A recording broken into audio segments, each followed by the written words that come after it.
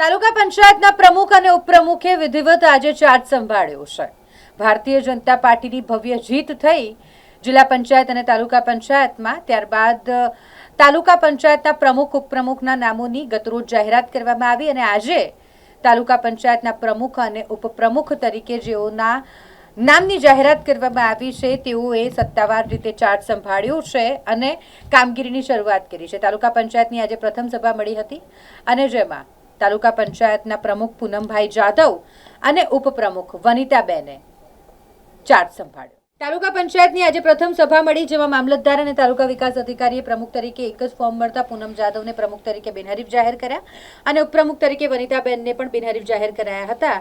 ત્યારે આ બંને પ્રમુખ અને ઉપપ્રમુખ પોતાના શુભેચ્છકો સાથે ત્યાં પહોંચ્યા હોય એટલે શુભેચ્છકો દ્વારા તેમને શુભકામનાઓ પાઠવવામાં આવી, અભિનંદન પાઠવવામાં આવ્યા। સંગઠનની ટીમ ઉપસ્થિત રહી હતી જેમણે પ્રમુખ ઉપપ્રમુખને શુભકામનાઓ પાઠવી અને તાલુકા પંચાયતના પ્રમુખ અને ઉપપ્રમુખે વિધિવત રીતે ચાર્જ સંભાળ્યો।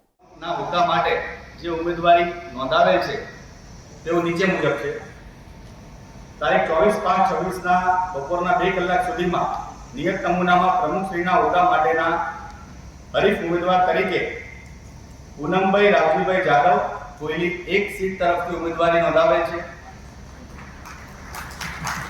ત્યારબાદ ઉપપ્રમુખ શ્રી તાલુકા પંચાયત વડોદરાના હોદ્દા માટે વનિતાબેન રાજેન્દ્રસિંહ ટાટોર વાસણા કોતરિયા 30 સીટ પરથી ઉમેદવારી નોંધાવેલ છે। આમ ઉક્ત વિગતે તાલુકા પંચાયત વડોદરાના પ્રમુખના હોદ્દા માટે અને ઉપપ્રમુખના હોદ્દા માટે માત્ર એક જ ઉમેદવારી ફોર્મ રજૂ થયેલ છે, જેથી હવે હું સભાના અધ્યક્ષ અને માનનીય અધ્યક્ષ અધિકારી અને નાયબ કલેક્ટર સ્ટેમ્પ ડ્યુટીને વિનંતી કરીશ કે આજની સભામાં પ્રમુખ અને ઉપપ્રમુખ માટે જે ઉમેદવારી નોંધાવેલ છે આપ સૌનું હાર્દિક સ્વાગત છે। ચૂંટણીના જે કાર્યક્રમ મુજબ ડીઓ સાહેબે જણાવ્યું તેમ ચૂંટણી અધિકારી તરીકે એમની પાસે પ્રમુખ માટે એક ફોર્મ અને ઉપપ્રમુખ માટે એક જ ફોર્મ રજૂ થયું છે, જેથી હરીફાઈ રહેતી નથી। એ ધ્યાને લેતા વડોદરા તાલુકા પંચાયતના પ્રમુખ તરીકે ફક્ત પૂનમભાઈ રાવજીભાઈ જાદવનું એક જ ફોર્મ રજૂ થયેલ હોય તેમને વડોદરા તાલુકા પંચાયતના પ્રમુખ તરીકે ચૂંટાયેલા ગયા છે। એ જ રીતે ઉપપ્રમુખ માટે વનિતાબેન રાજેન્દ્રસિંહ ટાટોરનું ફક્ત એક જ ફોર્મ રજૂ થયેલ હોય તેમને પણ વડોદરા તાલુકા પંચાયતના ઉપપ્રમુખ તરીકે બિનહરીફ ચૂંટાયેલા જાહેર કર્યું।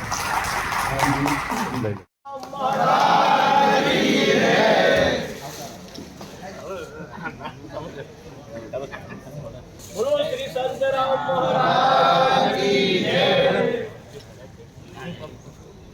आशीर्वाद છે મારા અભિનંદન। भारत माता की जय, भारत माता की जय, ભારત માતા કી જય। વંદે માતરમ, વંદે માતરમ।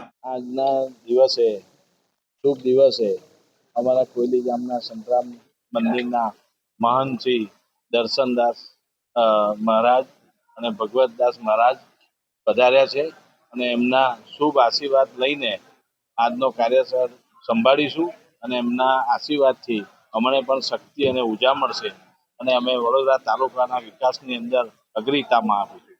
શું એવી પ્રાથમિકતા આવશે તાલુકામાં? પ્રાથમિકતાની અંદર વડોદરા તાલુકાના જે પ્રશ્નો હશે, મહત્વના પ્રશ્નો પાણી છે,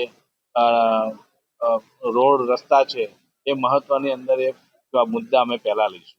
તાલુકા પંચાયત ભવન બનવાનું છે એના માટેની કામગીરી, નવું ભવન બનવાનું છે એના માટે અગાઉ પણ હું જ પંચાયત સદસ્ય હતો તે ટાઈમે અમે રજૂઆત કરીને એ ઠરાવ થઈ ગયો છે, પણ એ જ્યારે હવે અમે આ કાર્યકાળ સંભાળીશું તે સમયની અંદર એ કામ પણ અમે ઝડપી શરૂ થાય એના માટેના પ્રયત્ન કરીશું। આજના શુભ દિવસે અમને બી આજે ચાર્જ મળ્યો છે એની માટે અમે દરેક કાર્યોને અગ્રિમતા આપીશું। જે બી વિકાસને લગતી કાર્યો હશે, જે રોજના આ પાણીની જે સમસ્યા દરેક જણની હશે એના પ્રાધાન્ય આપી અને દરેક કાર્યોમાં આગળ આવીને જે પ્રોબ્લેમના સોલ્યુશનો આવતા હશે એ બધા કરી આપીશું।